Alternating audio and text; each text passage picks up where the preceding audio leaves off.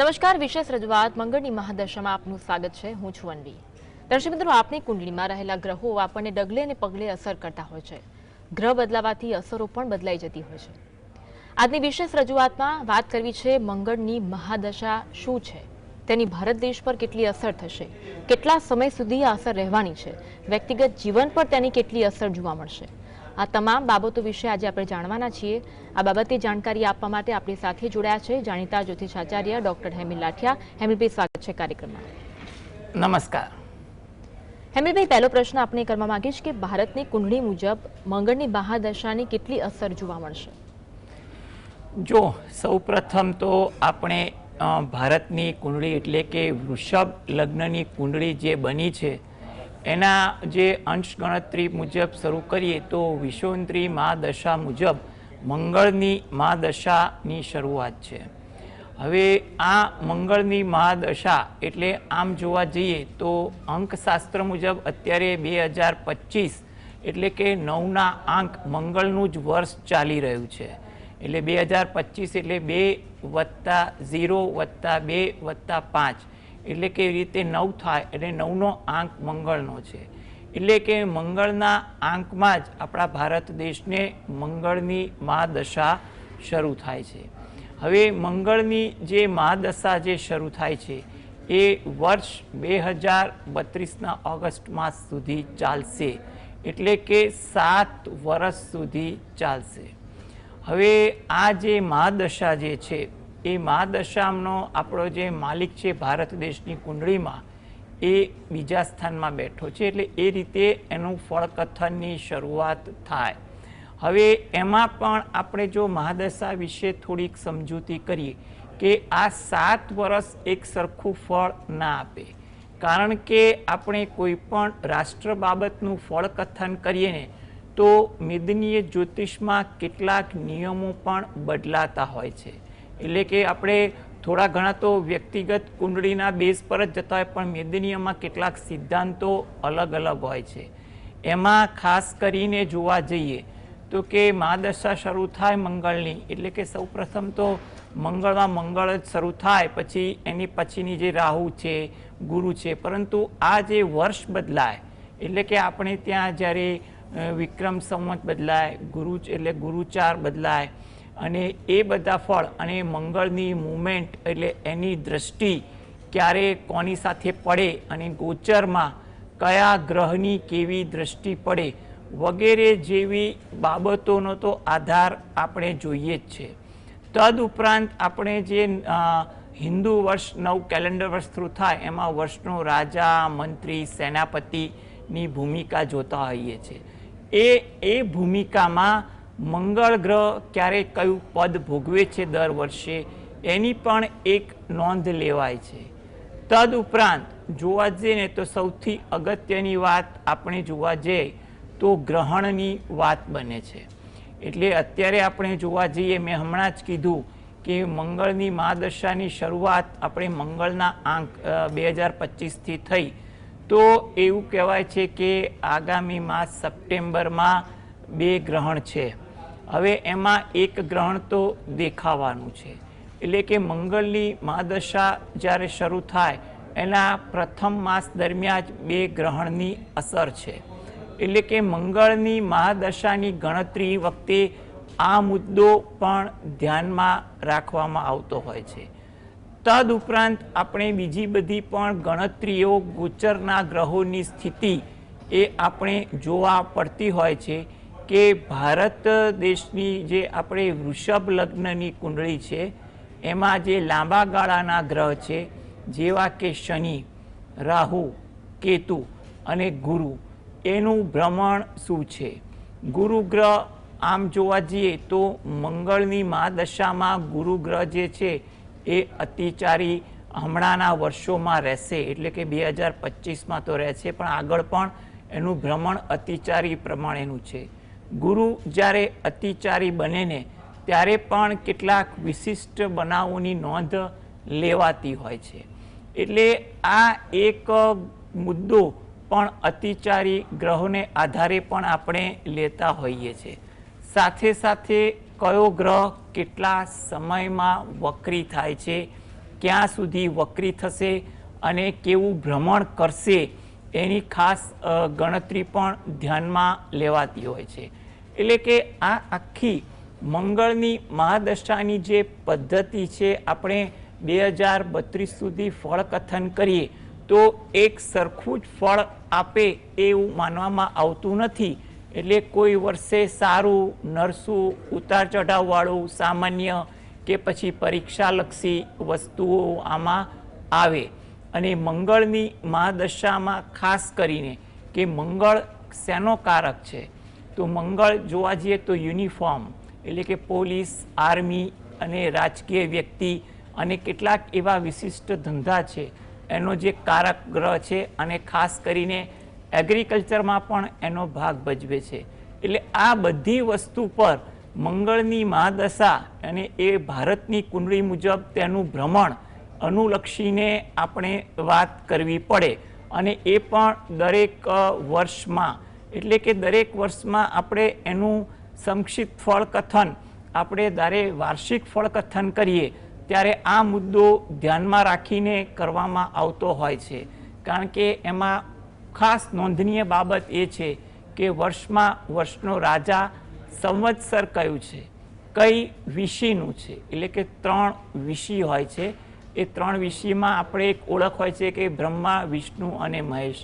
આમાંથી કઈ વિષિનું છે અને એ સંવત્સરની પ્રકૃતિ શું છે વગેરે જેવી બાબતો પણ આપણે જોવા જઈએ ને તો આ જે 32મી સાલ સુધીના 7 વર્ષ છે, એ 7 વર્ષ દરમિયાન આ દરેક બાબતોની નોંધ દર વર્ષે લેતા જઈ અને વર્ષ દરમિયાન મંગળની મહાદશાની અંદર પ્રત્યંદર દશા શું રહે છે તેવી બાબતોનું આપણે ધ્યાન આમાં રાખવું પડતું હોય છે.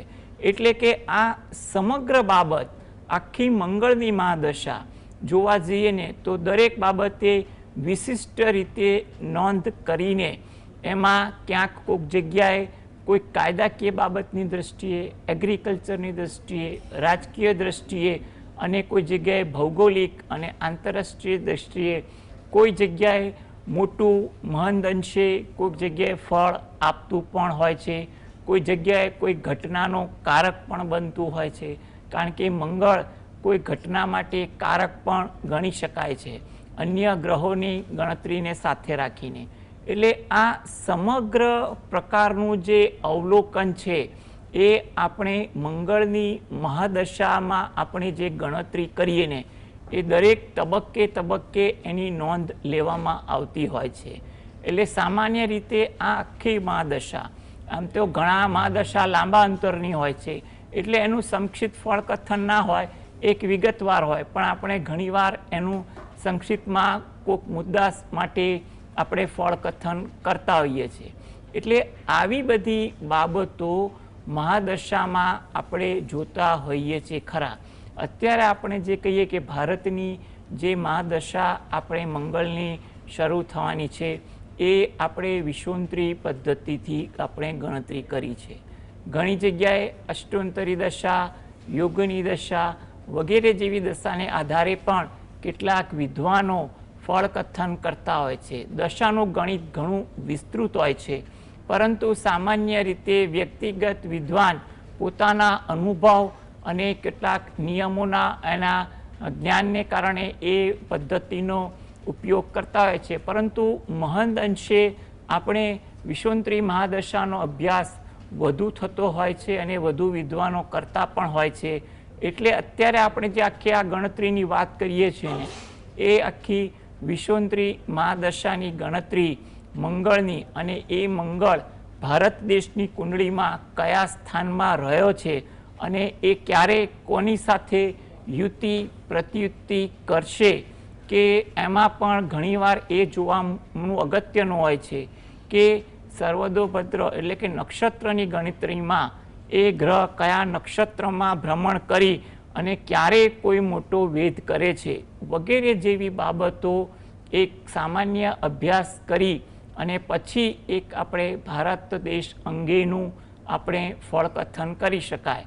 કારણ કે 2025 જોવા જઈએ એ વૈશ્વિક રીતે એક જ વર્ષ છે.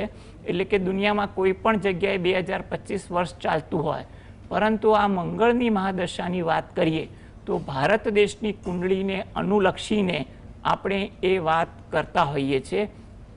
એટલે આખી ગણતરી આપણે વૈશ્વિક રીતે નહીં પણ ભારત દેશની કુંડળીમાં મંગળ ગ્રહ શું અસર કરી શકે છે અને મહાદશા એમાં શું વધારો સુધારો કરી શકે છે વગેરે જેવી સંક્ષિપ્ત બાબતો આપણે ખાસ જોવા પડતી હોય છે. એટલે તબક્કાવાર આનું ગણિત હોય છે અને એ ગણિતના આધારે નિર્ણય લેવાતો હોય છે. બિલકુલ. આપે વિસ્તૃત માહિતી આપી, પરંતુ એ જાણવું છે કે મંગળની મહાદશા શું છે? મંગળની મહાદશા એટલે શું? જો આપણે સૌપ્રથમ મહાદશા વિશે વાત કરીએ, હવે આપણે મંગળની મહાદશાની વાત કરીએ જે 7 વર્ષ એટલે કે 2032 સુધી ચાલશે. એમાં એની શરૂઆત જોવા જઈએ ને તો શરૂઆત મંગળની મહાદશાની અંદર મંગળની પ્રત્યંતર દશા જે આપણે જોવા જઈએ ને તો એ જાન્યુઆરી 2026 સુધી ચાલશે. અને જાન્યુઆરી 2026 સુધી ચાલે એટલે કે મંગળની અંદર મંગળ એટલે એ ગ્રહ અને હાલમાં જે મુવમેન્ટ ગણતરી કરી છે એનું ગણતરી કરાય. તદુપરાંત 2026માં આપણે જાન્યુઆરી પછી ગણતરી કરીએ તો એ ફેબ્રુઆરી 2027 સુધી મંગળની અંદર રાહુનું આપણે ગણતરી કરવી પડે. એટલે આ ગણતરી વિષુવંતરી દશાની અંદર પદ્ધતિમાં આવે છે. હવે 2026માં પણ આપણે જે ગણતરી કરીએ તો એમાં દેશ પર શું અસર થાય તો એમાં એ પણ ગણતરી કરાય કે જ્યારે મંગળની અંદર મંગળ હોય તો ત્યારે એની વસ્તુ શું થશે કે મેં હમણાં જ કીધું કે 2 ગ્રહણ અત્યારે છે. એટલે એ ગ્રહણમાં એટલું સારું છે કે ગ્રહણના નિયમ મુજબ એક ગ્રહણ તો દેખાવાનું નથી, બીજું ગ્રહણ દેખાશે. એટલે એ ગ્રહણની કુંડળી આપણે બનાવીએ ને તો એમાં કોઈ મોટા જેને કહીને અશુદ્ધ યોગ બનતા નથી. એટલે અતિ ભારે પરિસ્થિતિ ના આવે, પરંતુ એવું કહેવાય કે થોડીક માનસિક વિટમણા, લોકોમાં જુવાળ, એમાં પણ જોવા જઈએ સરકારમાં પણ કામગીરી કરવામાં જુવાળ, રાજકીય પક્ષોમાં જુવાળ વગેરેમાં જુવાળ અતિ પ્રવર્તે તેવું બની શકે. હવે તેવી જ રીતે આગળ આપણે વધીએ. આ તો આપણે મંગળની અંદર મંગળ, તેવું જ ગણિત છે કે મંગળની અંદર જ્યારે રાહુનું પ્રત્યંતર દશા આવે ત્યારે 2026ની અંદર જે ગ્રહણ જે છે એ 2026માં કુલ 4 ગ્રહણ છે. એ 4 ગ્રહણ જે છે એમાંથી 3 ગ્રહણ તો દેખાવાના નથી, ફક્ત એક જ ગ્રહણ દેખાવાનું છે.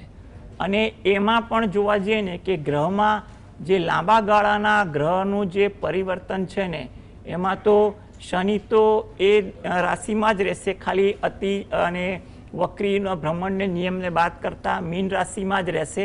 અને રાહુ તો ડિસેમ્બરમાં રાહુ કેતુ બદલાય છે. એટલે કે આ દરમિયાન જોવા જઈએ ને તો લોકોને સંઘર્ષમાં ઉશ્કેરાટ અને ઉદ્વેગ વધુ આવે. એ ઉશ્કેરાટ અને ઉદ્વેગ જોવા જઈએ ને તો એક સામાન્ય લોકોમાં પણ જોવા મળે, સરકાર સાથે જે કામ કરતા હોય એ કામ કરવા પર પણ ઉશ્કેરાટ અને ઉદ્વેગ જોવા મળે. અને તેવી જ રીતે શીર્ષસ્થ નેતા છે કોઈ પણ પક્ષના, એ લોકોને નિર્ણય લેવામાં અને એ લોકોને કામ કરવામાં પણ ઘણી દ્વિધા, અવઢવ અને ઘણીવાર જોવા જઈએ કે અવિચારી પગલું કે અથવા અચાનક કોઈ પગલાં લે તેવી સ્થિતિ આ ભ્રમણ દરમિયાન આગળ ચાલી શકે.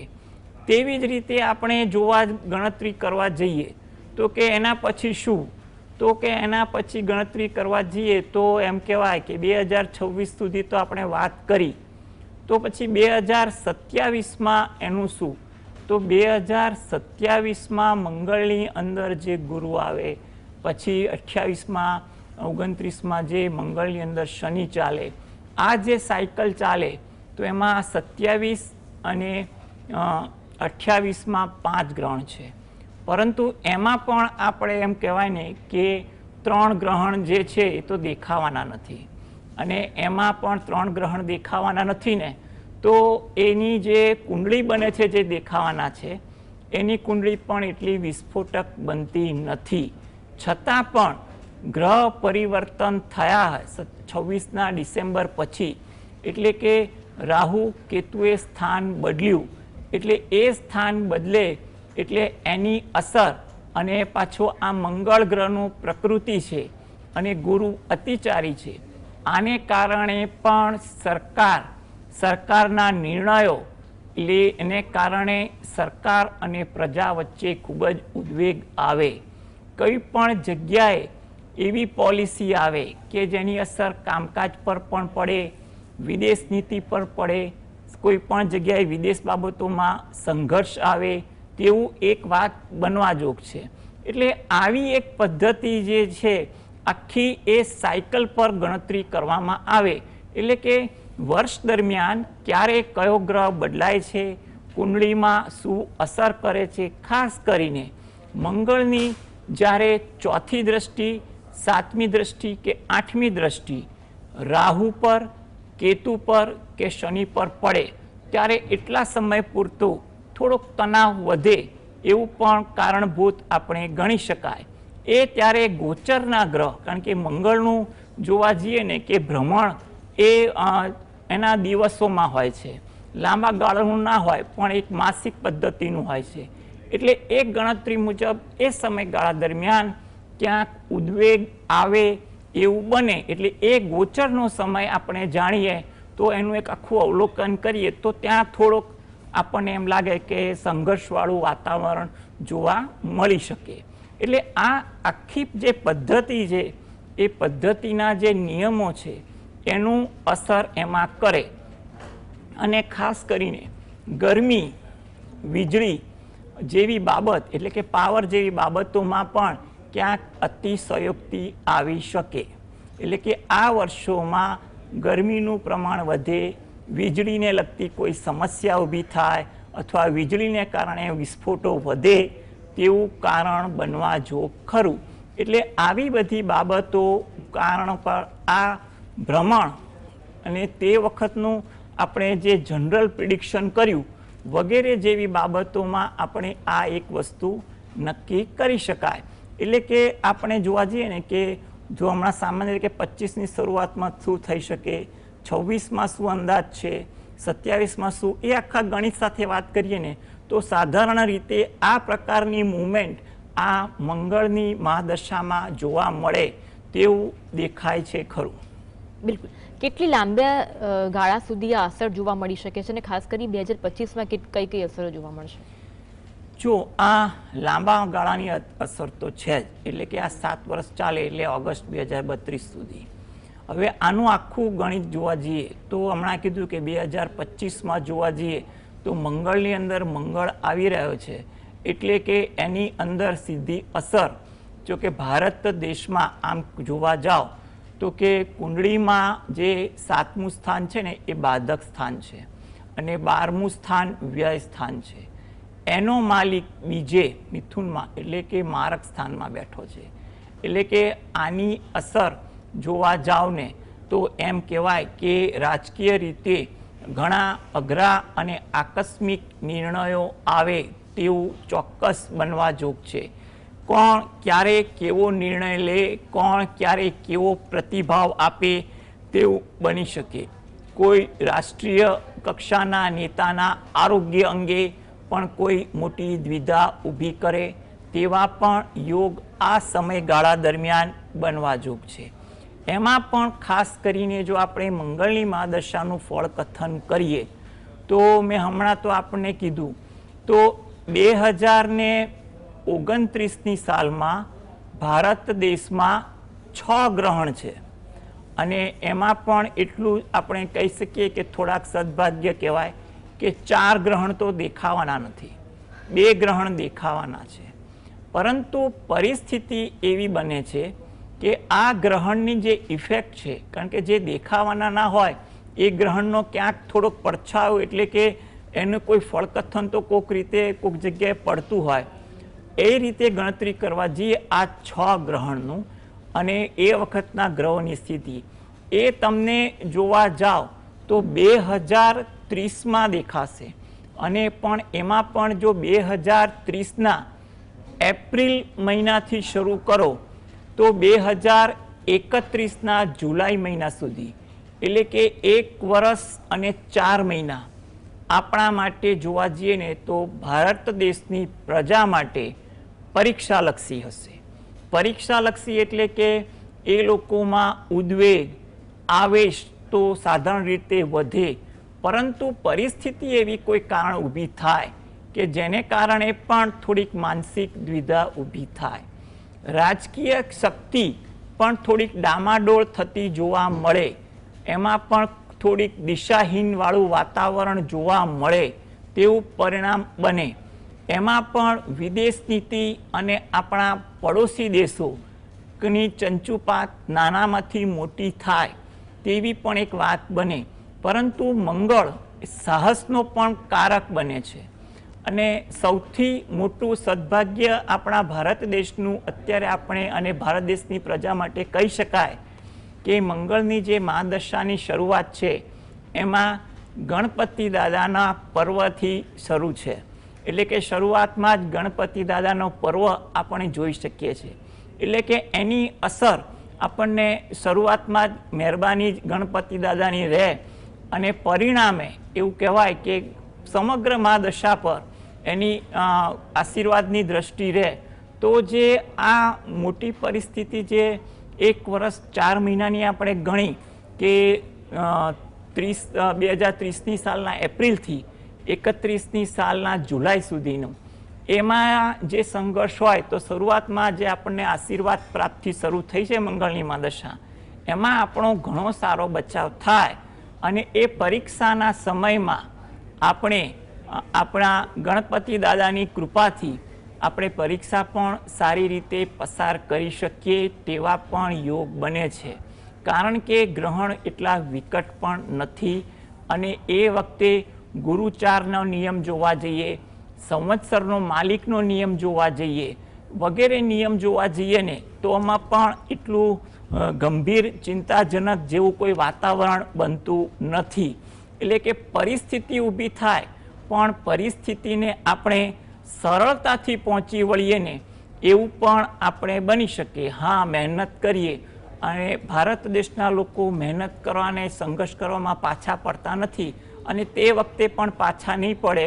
એટલે પરિસ્થિતિ એમ કહેવાય કે સૂળીનો ઘા સોએ ટળી જાય તેવું આખા આ ગણિત પરથી લાગી રહ્યું છે. ઓકે, પણ સાથે સાથે આંતરિક કલહ થવાની કે યુદ્ધ થવાની, સરહદ પર પરિસ્થિતિ તણાવપૂર્ણ થવાની કે રાજકીય પરિવર્તન થવાની સંભાવના કેટલી જોવા મળી રહી છે? તમે જેટલા પ્રશ્નની સંભાવના અંગે ચિંતા કરીને દરેક બાબત સંભવિત બને છે. એમાં પણ રાજકીય, કારણ કે મંગળનો જે કારક છે એ રાજકીય બાબતમાં પણ આવે, પોલીસ બાબતમાં આવે, કાયદાકીય બાબતમાં આવે અને લશ્કરી બાબતમાં આવે, એટલે કે યુદ્ધની બાબતમાં પણ આવે. કોઈ એવો કાયદો પણ ઘડાય કે જેને કારણે એને કહે ને કે એના અમલ કરવા પર બહુ મોટો વિરોધનો વંટોળ કે લોકોમાં જુવાળ ફાટી નીકળે એવો કોઈ કાયદો પણ આવે અને લોકો મોટો જબરજસ્ત વિરોધ કરે તેવી પણ કોઈ વાત બને. સરહદે તંગદિલીની વાત કરવા જઈએ ને તો ભારત દેશની કુંડળીમાં આપણે ગણતરી કરીએ ને તો એવું કહેવાય કે સરહદનું સ્થાન તો આપણું નબળું છે. એટલે કે નબળું સ્થાન છે એટલે કે નબળા સ્થાનમાં ગણતરી કરવા જઈએ ને તો આ સમયગાળો એમ કહેવાય મંગળની મહાદશામાં કે વિદેશમાં આપણા જે સરહદી દેશો છે એના અટકચાળા અને એની ખોટી નીતિનો સામનો આપણે થોડોક વધારે કરવો પડે તેવું બને. એમાં પણ જે લોકો એમ કહીએ ને કે જેની માનસિકતા હકારાત્મક નથી તેવા લોકો માટે પણ એવું કહેવાય કે એ લોકોનું વર્તન પણ ઘણું એમ કે ને ઉગ્ર બને અને સામાન્ય પ્રજાને એની હાલાકી જોવા પડે તેવા પણ યોગ બને. પરંતુ કુંડળીના અન્ય ગ્રહો એવા છે કે પરિસ્થિતિ તો ઊભી થાય પરંતુ પરિસ્થિતિને આપણે સારી રીતે પહોંચી વળીએ. એમાં પણ એક પરિસ્થિતિ આપણે જોવા જઈએ કે જે 1971નું જે યુદ્ધ થયું હતું ને એ સમયગાળા દરમિયાન જે ગ્રહ થોડા વખત માટે બન્યા હતા ને એવા બને પરંતુ એમાં પણ આપણને ફાયદો થયો હતો, એટલે એવો ફાયદો પણ મને દેખાઈ રહ્યો છે. ઓકે, આ સાથે એક પ્રશ્ન એ પણ થાય કે વ્યક્તિગત જીવનમાં આની અસર કેટલી જોવા મળી શકે? જી, આમાં વ્યક્તિગત જો નાગરિક જોવા જઈએ કે નાગરિક કોઈ પણ હોય, એમાં સરકારી અધિકારી, નેતા હોય કે સામાન્ય પબ્લિક, જે લોકોની કુંડળીમાં મંગળ છે અથવા મંગળ પ્રધાન વ્યક્તિ છે કે મંગળની મહાદશા છે, તેવા લોકો ભારત દેશના કોઈ કામકાજ સાથે કે જેવી કે સરકારી નોકરી કરે છે, સરકાર સાથે પ્રત્યક્ષ કે પરોક્ષ રીતે કંઈ પણ રીતે જોડાયેલા છે, તેવા લોકો માટે ખાસ એક ગણિત ગણી શકાય કે આવા લોકો માટે એ લોકોને કામ કરવા માટેનો ઉત્સાહ અને ધગશ વધી જાય. કામ કરવા માટેની થોડીક હુંસાતુસી પણ કોઈક જગ્યાએ વધે તેવું બને, પરંતુ આ પ્રકારના વ્યક્તિઓ માટે જે સરકાર સાથે જોડાયેલા છે એ કે સરકારી કામ કરે છે એવા માટે ચોક્કસ રહે. બાકી જે સામાન્ય પ્રજા છે, જે માંગલિક છે કે કોઈ મંગળ પ્રધાન હોય કે પછી કોઈ મંગળની મહાદશાવાળું હોય, એને તો એના વ્યક્તિગત કુંડળીમાં જે ગોચરનું ભ્રમણ થતું હોય એ ગોચરના ભ્રમણને અનુલક્ષીને એનું ફળકથન તો એને મળવાનું હોય છે. પરંતુ એવું કહેવાય કે મંગળ માટે ગણપતિ દાદા અને હનુમાન દાદાની ઉપાસના ખૂબ જ ફળદાયી છે. આપણે આ મંગળની મહાદશા ભારત દેશને ગણપતિ દાદાના પર્વમાં જ થઈ રહી છે, એટલે એનો ફાયદો છે. અને આપણે ત્યાં ગલીએ ગલીએ હનુમાન દાદા છે, એટલે એનો ભક્તિનો પ્રભાવ આપણને મંગળની મહાદશામાં પણ રાહત અપાવે તેવું આપણે અનુમાન કરી શકીએ. જી, હેમિલભાઈ, ખૂબ ખૂબ આભાર. તમે ઉપસ્થિત રહ્યા અને મંગળની મહાદશા વિશે ખૂબ સારી માહિતી આપી બદલ આપનો આભાર. તો આ સાથે વિશેષ રજૂઆત બસ આટલું જ. મને રજા આપશો. નમસ્કાર.